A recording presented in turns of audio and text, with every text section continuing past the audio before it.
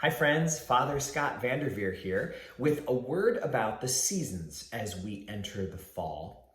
You know, we're really lucky to live in the Northeast United States because we get 4 distinct seasons. None of them appear like the other at all. In fact, I think a lot of people would be shocked who've only visited upstate New York in the wintertime to imagine that our summer could possibly be what it is. Or if you've ever been here for a muddy spring, to imagine just how colorful the fall could be. And I think there's a lot more than just beauty to the seasons. There's a lot of spiritual work that we get to do by living through them. And all of the seasons are metaphors for our life as well. But let's start by just talking about what it means to be entering the fall. The earth is becoming exhausted.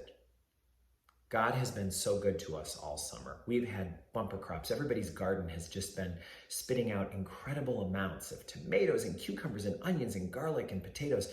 I know that I've been the recipient gladly of a lot of people's generous gleaning off the edge of their field. And a lot of folks have told me that the weather was just right. Even though it was a very wet spring, things worked out well through the sunny and hot summer for there to be a lot of good growth.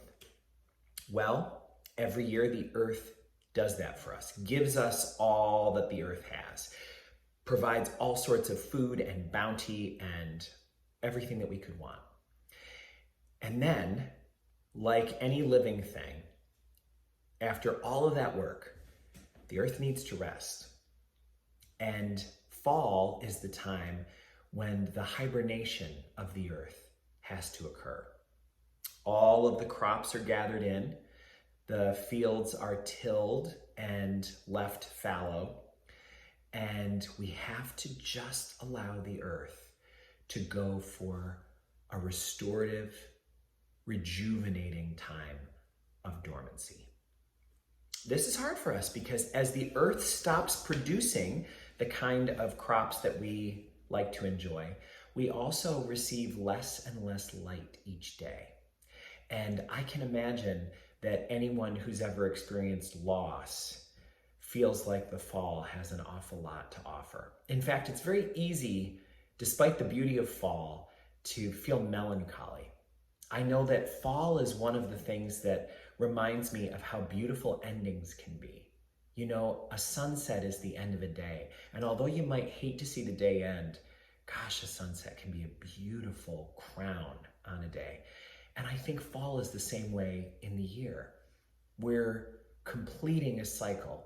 We're allowing the earth to go back to its rest.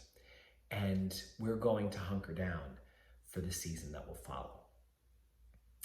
As we celebrate the equinox, we look forward to 3 months from now when the earth will lose the balance that we have at the equinox time, where the light and the dark are balanced equally, and get to the time when the nights are so much longer than the days are. It's only 3 months from now, which means that we're entering the darkest, the chillingest, the most like death time of year that we could have. But this is where seasons contain great lessons. Because we might think, how are we going to get through another long winter, especially if coronavirus is anything like it was in March and April? This is going to be hard. Well, it may well be. Many winters are hard in lots of different ways. But winter contains the seeds of springtime already in it. We think of winter as being January and February, but by January and February, we're already far past the solstice. The darkest time of the year is December 21st. And we're already at that point where the earth has been resting and laying fallow long enough. It is filled with new potential energy. It has all sorts of life bubbling up within it. And that next equinox comes at a very unexpected time for us because March in our part of the world looks like the darkest part of winter. It has just been going on so long. But the lengthening light of the days tells us, no, there's something more at work here. And when we go back to that equinox, that balance point of light and darkness, spring is right there. It is unbelievable to compare what early March and the end of April look like.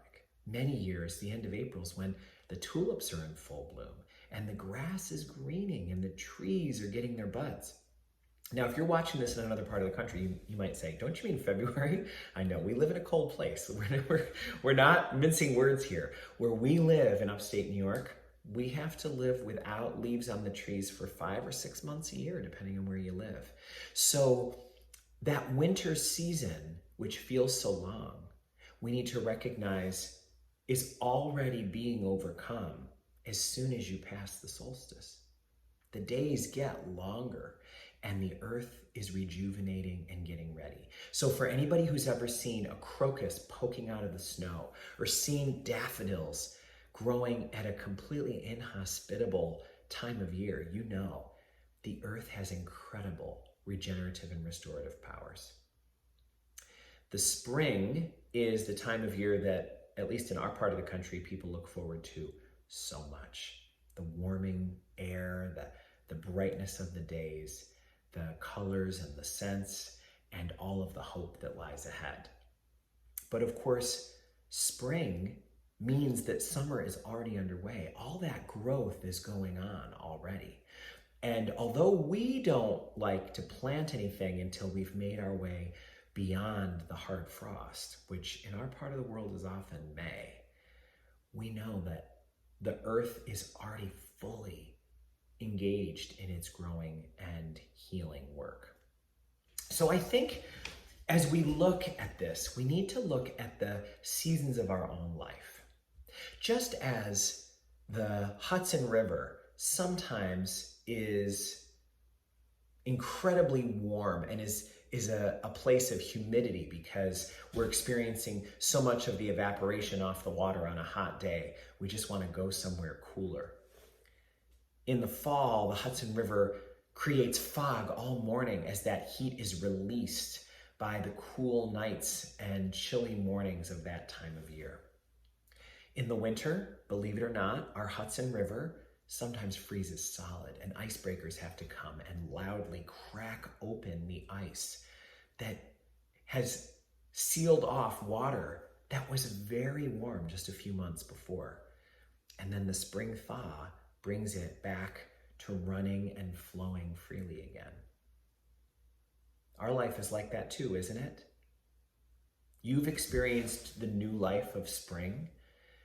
Maybe you're at an age where you can remember being young and bringing your family into the reality of a growing season. Maybe you can think of your kids being like baby chicks, peep, peep, peep, and all the work and all the effort that goes into tending them as they go through their stages of growth. Then there's summer when we're just producing, working so hard. The summer season of life is a long one. It's the one where we're so responsible for having everything rest on us. Many middle-aged people feel the weight of summer as they have children that depend on them and aging parents that depend on them too. Fall is the time of letting go, of allowing things to start to return to their source, to become fallow again. And winter is a season that tests us with the coolness, the darkness, the inability sometimes to make plans that you can stick to because limitations are hitting us from every angle. You might be able to tell that I'm kind of a summer person. I love summer. I just appreciate the beauty of summer so much. And I like to swim. I like to be outdoors. I like to dress in comfortable clothes. I love it. But I can easily think that makes summer the best season because I like it so much and ignore the fact that I talk to people all the time who say, oh, I can't stand summer. It's so hard on me. It's so hot. I can't escape it. It feels so oppressive. I like winter, they say. I like the coziness. I like the quiet. I like the dark. Some people tell me they love fall. It's their favorite time of the year. And if you've seen the leaves in our part of the country, you know why. But other people tell me, no, fall makes me sad. It's melancholy. I like spring. I don't know what time of the year is your favorite, but I think all of us are being called to appreciate each season of the year all the more. By the time you get to be an older person who has lived through the cycles of the season over and over and over again, you can start to trust them. You can start to know that each one will follow the other. And although at times they feel long, although at times you have to persevere to get through, experience tells us that we will. We always have. And God didn't bring us this far to let us go now. I think there are people who live in other parts of the country and of the world who don't have 4 distinct seasons like this and maybe miss out on some of the lessons that going through the entire life cycle like we get to experience all of the richness of that. And for those people, I say, I hope that you do get a chance to experience some part of this at some stage in your life. And just as we're entering the spring season, let's remember how God works. That as we're getting ready to let go of, did I say spring? You know I mean fall, but I'm jumping ahead because South America is getting ready for spring right now. They've been in winter this entire time. The months of January and February and March for us are what their July and August and September are like. But now they're entering that new phase of life, and summer is on its way, which is why Christmas in Australia always involves barbecues. Christmas for us, of course, involves sleigh rides, because God's got this earth in perfect balance and harmony. So I invite you to enter into this new season with a lot of appreciation for how God works and for all of the lessons that we have to gain. And whether fall is a joyful time for you or a challenging one, may all of us enjoy the richness that each season has to bring us. God bless you all.